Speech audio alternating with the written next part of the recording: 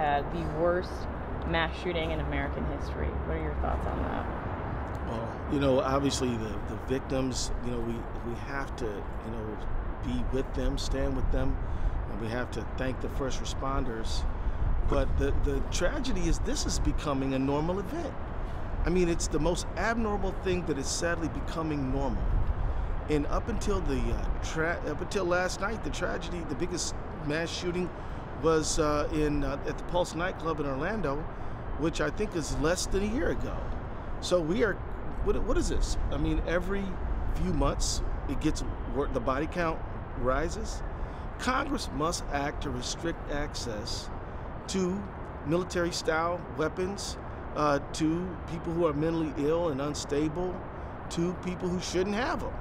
And you know, the NRA is always trying to say, "Oh, you're trying to take my, you know, my granddaddy's shotgun."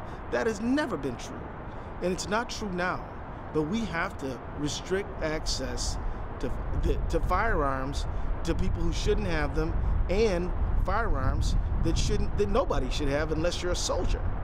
This weapon that this shooter, I guess his name was Stephen Paddock. Yeah. I hate to even say the man's name.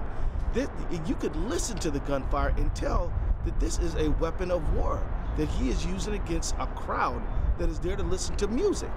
It's the most outrageous thing.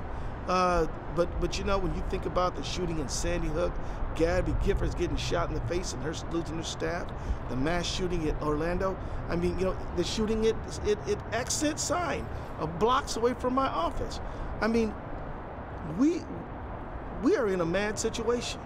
If we will not restrict access to guns that are weapons of war, restrict access from people who shouldn't have these guns, then we are simply setting ourselves for this to happen again. And I just don't know, what is our appetite for this carnage?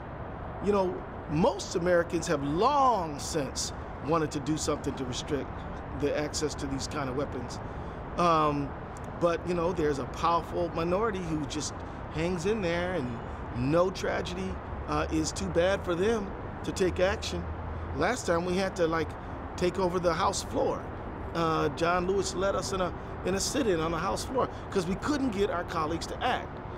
Well, you know, the bottom line is, you know, I am still shocked and outraged by these kind of horrible tragedies, and I'm as committed as ever to put the proper legislation in place to protect American lives.